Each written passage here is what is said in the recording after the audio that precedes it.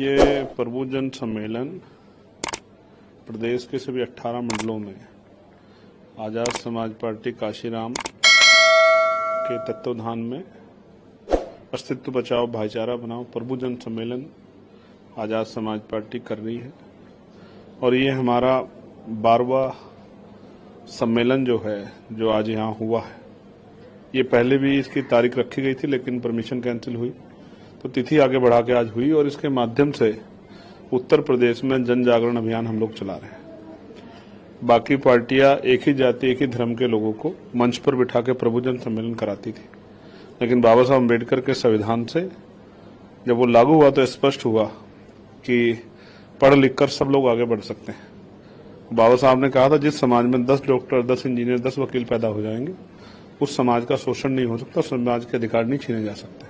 लेकिन आज हमारे पास लाखों डॉक्टर हैं, लाखों इंजीनियर हैं, लाखों वकील हैं, लेकिन फिर भी जो है बहुजन समाज के अधिकारों पर डाका पड़ रहा है। तो उस सोए हुए समाज को और उसमें जो जागरूक लोग हैं उनको बुला के चिंतन करने के लिए हम लोग सम्मेलन कर रहे हैं कि वो अपनी शक्ति को क्यों नहीं पहचान रहे। और आज का सम्मेलन बड़ा शानदार रहा।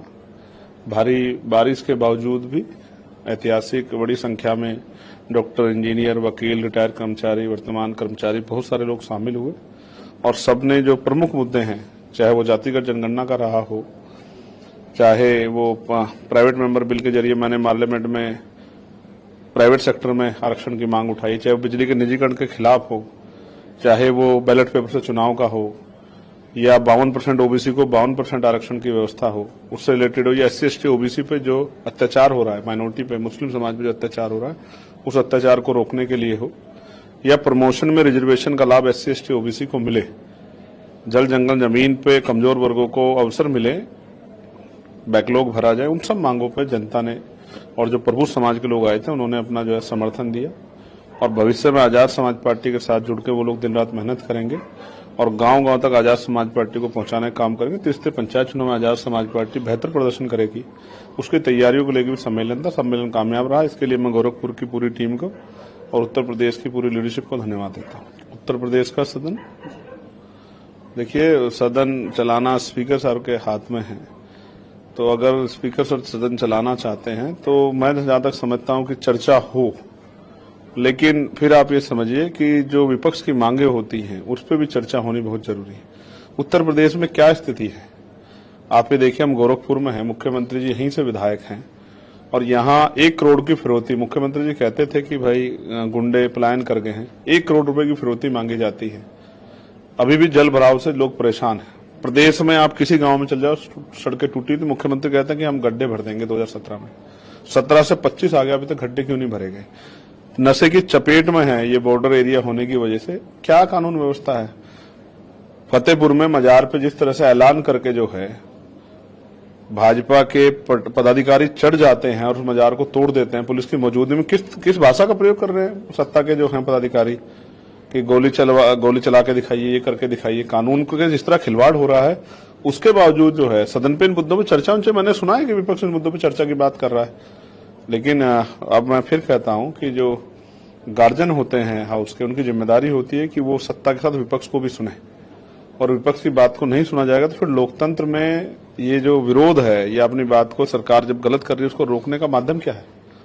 तो चर्चा हो, वार्ताएं हो, डिबेट्स हो और जनता के हितों के लिए फैसले हों, ये बहुत महत्वपूर्ण है। सदन चाहे 24 घंटे चले या 48 घंटे चले तो ये तो अच्छी बात है, चलना चाहिए, अच्छी बात है। विपक्ष को अपनी जिम्मेदारी को मजबूती से अदा करनी चाहिए। हम तो जब हाउस नहीं चलता था तो हाउस के बाहर जो है, जो बाउंड्री वाल उसके बाहर तख्ती लेके प्रदर्शन करते थे। कितने ऐसे विषय हैं जिनको हम लोगों ने उठाया। ये जो स्कूल का मर्जीकरण चल रहा था या बिजली का निजीकरण हो रहा था, ये तमाम मुद्दों पर हमने आवाज उठाई। एक दवाई एक दाम की आवाज उठाई, एडवोकेट प्रोटेक्शन एक्ट की आवाज उठाई, कोशिश की कि जिन मुद्दों को सरकार ने, जो हम वहां हाउस में नहीं कह पा रहे हैं, हाउस में चलने की वजह से, उनको भी जनता के सामने रखा जाए। और मैं मीडिया का धन्यवाद दूंगा कि बहुत सारे ऐसे विषय जब उठे तो सरकार को उन पर फैसले लेने पड़े हैं। अभी भी बहुत सारे विषय हैं, हमारे यहाँ नहीं चला 16 दिन से विजन सदन नहीं चला, यहाँ तो 24 घंटे चलने की बात हो रही। तो हम लोगों ने तो कोशिश किया कि हमारे विषय उठा। जल भराव की स्थिति क्या है? मैं जिस लोकसभा क्षेत्र से जीत के आया नगीना में, वहां कई कस्बे ऐसे हैं जो जलमग्न हो रहे हैं। नैटोर है, नजीबाबाद है, धामपुर है, बरसाती नदियां उफान पे। हम गंगा से कनेक्टेड हैं, गंगा के आसपास के एरिया में सारी फसलें नाश हो गई। मैंने पार्लियामेंट में आवाज उठाई, मुख्यमंत्री जी को पत्र लिखा, जल शक्ति मंत्री को पत्र लिखा, क्या हुआ? उसका परिणाम क्या हुआ? कोई पूछने वाला नहीं है। रोटी के लाले पड़ गए हैं, बच्चे स्कूल नहीं जा पा रहे हैं, गड्ढों में सरकार गड्ढे नहीं भर रही, गड्ढों में सरकार चली गई है आज उत्तर प्रदेश में। और मैं फिर कह रहा हूं, इस तानाशाही के साथ सरकार नहीं चलती। जनता में बहुत विरोध है और जनता आने वाले चुनाव में वोट की चोट से सबक सिखाएगी। नहीं देख, फिर मैं कह रहा हूं, जब कोई सत्ता के द्वारा जो गलत पॉलिसियां लाई जा रही है उनके खिलाफ अगर कोई संघर्ष करेगा तो गिरफ्तारी से डरना नहीं चाहिए। हम लोग तो जेल में रहे और अभी भी हम लोग जेल जाने के तैयार हैं, लेकिन अपने लोगों के हक की लड़ाई। अब किसान की क्या हाल है आपने देखा, डीएपी पे क्या हाल है, यूरिया के किस तरह से यूरिया पे जो है कई घंटे इंतजार करना पड़ा। सरकार की क्या जिम्मेदारी कि वो सबको जो है सुविधाएं दे, तो सुविधाएं कहाँ मिल रही है? बिजली कटौती की बात करें तो मैंने यही अखबार में पढ़ा कि 16-16 घंटे कटौती यहीं हो रही है। तो उत्तर प्रदेश में नया कुछ नहीं हुआ है, पुराने जो चीजें हुई हुई हैं उसी को जो है, उसी पे जो है लीपा पोती करके डेंट पेंट करके अपने नाम करके चला जा रहा उत्तर प्रदेश को। देखिए, चुनाव की तैयारी मजबूत है, लेकिन उत्तर प्रदेश में पार्टी जो है अभी तीसरे पंचायत चुनाव में लगी हुई है कि ग्रामीण क्षेत्रों तक, या बहुजन समाज बहुसंख्यक रूप से रहता है, वहां तक बात जाए, उनको जो है वोट की ताकत को समझा जाए। और आज पार्टी ने ऐतिहासिक निर्णय लिया है कि हम लोग 1,62,000 से ज्यादा जो बूथ हैं उत्तर प्रदेश के, हर बूथ पे कम से कम 4 वोटर वॉरियर को जिम्मेदारी देंगे, वोट रक्षक तैयार करेंगे, उनके जरिए वोट की वैल्यू उस बूथ के लोगों को समझाना और वोट को किस तरह से जो है वोट की चोरी ना हो, वोट कटे ना, गलत वोट वहां बढ़े ना, उसको पूरे को नियंत्रण करना और उसको पोलिंग बूथ तक ले जाने की जिम्मेदारी उन 4 कार्यकर्ताओं पर रहेगी। और ऐसे जैसे जब ये घोषणा की गई तो लाखों कार्यकर्ताओं के मन में उत्साह पैदा हुआ कि हमें अपनी पार्टी की सेवा करने का, लोकतंत्र बचाने का मौका मिलेगा।